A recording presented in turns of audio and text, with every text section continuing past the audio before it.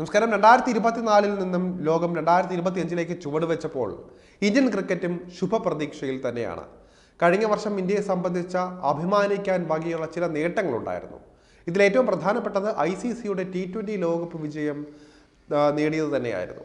ഇംഗ്ലണ്ടുമായി നാട്ടിൽ നടന്ന ടെസ്റ്റ് പരമ്പരയിൽ നേടിയ വിജയവും ഇന്ത്യക്ക് സന്തോഷിക്കാൻ വക നൽകുന്നുണ്ട്. പക്ഷേ ന്യൂസിലൻഡിനെതിരെ ടെസ്റ്റ് പരമ്പരയിൽ ഒരു ജയം പോലും നേടാനാകാതെ 3 മത്സരങ്ങളിലും തോറ്റത സമ്പൂർണ്ണ തോൽവി വലിയ നാണക്കേടായി മാറുകയായിരുന്നു ഇന്ത്യൻ ടീമിന്.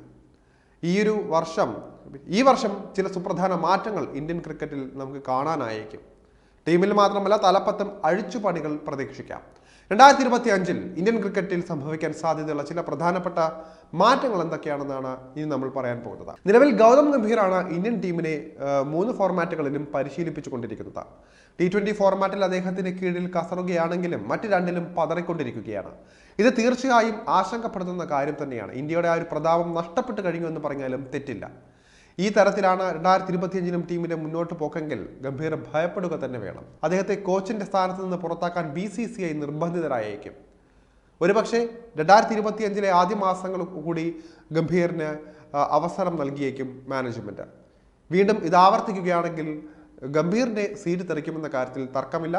ന്യൂസിലൻഡുമായി കഴിഞ്ഞ വർഷം നാട്ടിൽ നടന്ന ടെസ്റ്റ് പരമ്പരയിൽ ഇന്ത്യ 3-0 തൂത്തുവാരപ്പെട്ടപ്പോൾ അപ്പോൾ തന്നെ ഗംഭീറിന്റെ കസേരയ്ക്ക് ഇളക്കം തട്ടി തുടങ്ങിയിരുന്നു.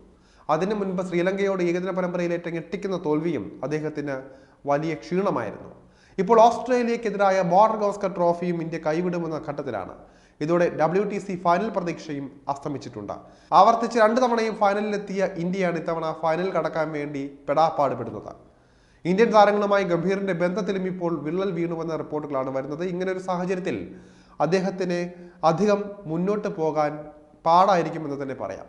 അടുത്ത മാസം തുടങ്ങാനിരിക്കുന്ന ചാമ്പ്യൻസ് ട്രോഫിയാകും ഇനി ഗംഭീറിന്റെ ഭാവി തീരുമാനിക്കാൻ പോകുന്ന അടുത്ത ടൂർണമെന്റിൽ ഇന്ത്യക്ക് വലിയ തിരിച്ചടി നേരിടേണ്ടി വന്നാൽ ഗംഭീറിനെ പരിശീലക സ്ഥാനത്ത് നിന്ന് BCCI മാറ്റാൻ സാധ്യതയുണ്ട്. അങ്ങനെ സംഭവിച്ചാൽ പുതിയൊരു കോച്ചിനെയും ഈ വർഷം നമുക്ക് കാണാൻ സാധിക്കും. ഇന്ത്യൻ ക്രിക്കറ്റിൽ സംഭവിക്കാൻ പോകുന്ന രണ്ടാമത്തെ മാറ്റം ചില ഇതിഹാസ താരങ്ങളുടെ വിരമിക്കൽ തന്നെയായിരിക്കും.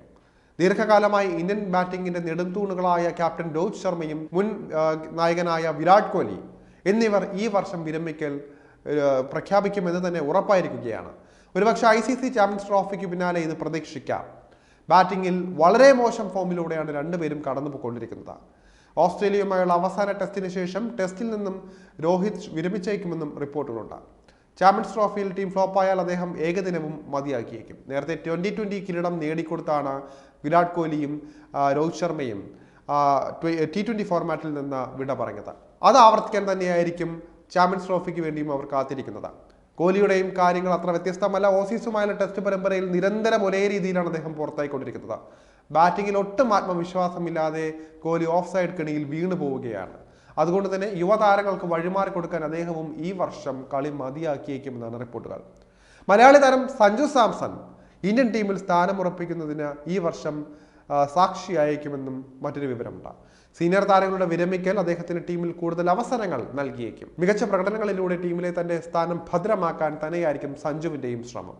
കഴിഞ്ഞ വർഷം അവസാനത്തോടെ 7 T20കളിൽ 3 സെഞ്ചുറികളുമായി അദ്ദേഹം മിന്നിയിരുന്നു. ഈ പ്രകടനത്തോടെ T20യിൽ തന്റെ സ്ഥാനവും താരം ഏറെക്കുറെ ഉറപ്പാക്കിയിരിക്കുകയാണ്.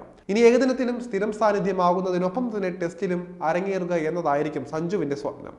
ആഭ്യന്തര ക്രിക്കറ്റിൽ കേരളത്തിനായി മികച്ച പ്രകടനങ്ങൾ നടത്തിയാൽ അദ്ദേഹത്തിന് ടെസ്റ്റ് ടീമിലേക്ക് തീർച്ചയായും വിളി പ്രതീക്ഷിക്കാം. ഓൾ ഫോർമാറ്റ് താരമായി അദ്ദേഹത്തെ ഈ വർഷം തന്നെ കാണാനാകുമെന്ന പ്രതീക്ഷയിലാണ് ആരാധകർ. എന്തായാലും 2025 ഒരുപാട് പേരെ സംബന്ധിച്ച നിർണായകമാണ്.